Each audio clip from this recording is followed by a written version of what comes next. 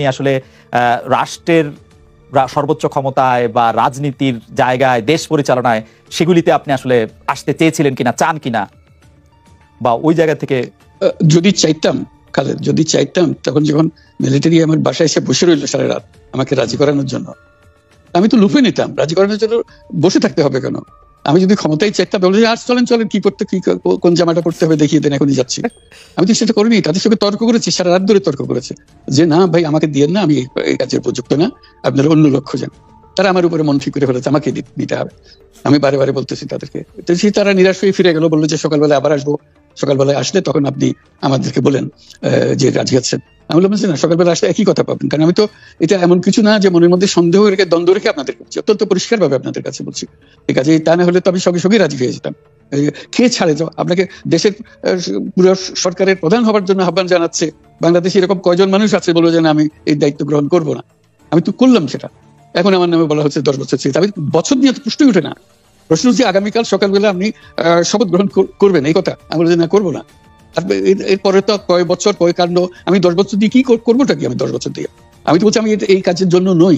দেশে আমার দেশ পরিচালনা করা আমার দায়িত্ব না, আমার কাজ না। আমি জানি না এটা কিভাবে করতে হয়, আমি যেটা জানি সেটা করি। Make sense. আপনার মেয়ে মনিকা ইউনুস সম্প্রতি একটি সাক্ষাৎকার দিয়েছেন CNN-এ। সেখানে আমি তাকে একটু যদি অনুবাদ করি তাহলে সেরকম পড়তে পারবো, যে আমি তাকে উদ্ধৃত করছি যে কোনো এক সময় প্রধানমন্ত্রী শেখ হাসিনা ও ডক্টর ইউনুস একসঙ্গে কাজ করেছেন।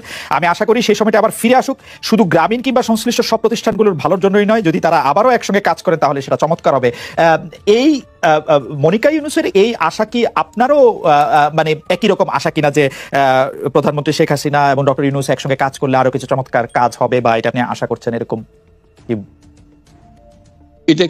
এটা কি এখন আমার জন্য করা যাচ্ছে না যে আমি নারাজ, করতে চাই না?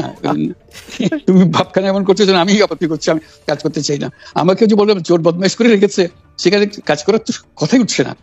আমার নাম উঠলেই ওনার রাগ উঠে যায়। আমাকে সুৎখোর না বললে ওনার মন তৃপ্ত হয় না। আমাকে চুবিয়ে না ডুবালে, পদ্মা নদীতে আমাকে চুবিয়ে না ডুবালে ওনার মনে শান্তি আসে না। ঠিক আছে, আমি কি করে বলবো? ওনাকে বলতে তো হবে, ওনাকে যদি কিছু বলতে হয়।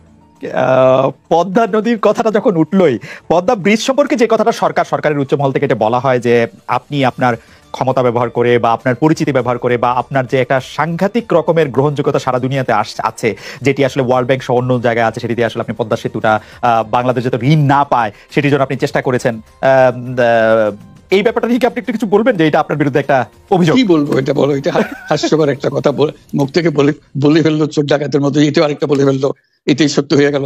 আমরা যে বারে বারে বিবৃতি দিলাম তখন এটা প্রশ্নই ওঠে না। আমরা বাংলাদেশের নাগরিক হিসেবে আমরা গৌরবান্বিত যে এই পদ্মা সেতুর উপরে আমরা একটা সেতু বানাতে পারবো, এটার জন্য আমরা সবাই চাই।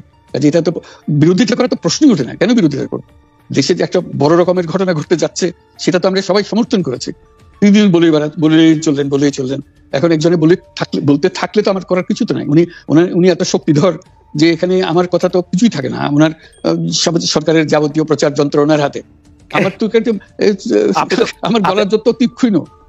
আপনি তো কথা বলেন না, বললে তো নিশ্চয়ই আপনার সাথে না। একটি প্রশ্ন আসছে যে পদ্মা সেতুর যখন উদ্বোধন করা হবে তখন কি আপনাকে নিমন্ত্রণ জানানো হয়েছিল? মানে রাষ্ট্রের পক্ষ থেকে এরকম বলা হয়েছিল যে আপনাকে নিমন্ত্রণ জানানো হবে, বা আপনি মনে আছে কিনা? মনে পড়ে না এরকম করছে।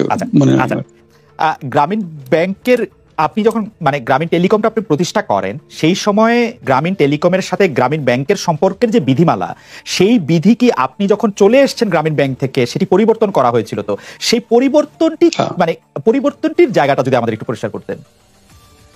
পরিবর্তন ছিল যে আগে এটা নমিনেট করতে পারতো গ্রামীণ ব্যাংক, চেয়ারম্যান পদের জন্য একজন লোক নমিনেট করতে পারতো। আমরা যেহেতু গ্রামীণ ব্যাংক থেকে আমাদেরকে সরিয়ে দেওয়া হয়েছে, তখন আমরা মনে করলাম যে এটা টাকার আর দরকার নাই। গ্রামীণ টেলিকম থেকে সেই পথটা আমরা পরিষ্কার করে দিয়েছি, যেমন এটা দরকার নাই। এইটুকুই পরিবর্তন হয়েছে। এটা ন্যায়সঙ্গতভাবে পরিবর্তন করার ধারা অনুযায়ী যা যা করতে হয় সেটা করা হয়েছে। এতে তার ইচ্ছা বা তার কর্তব্য, তার করণীয় যে অবজেক্টিভস আছে, কোথাও পরিবর্তন হয় নাই।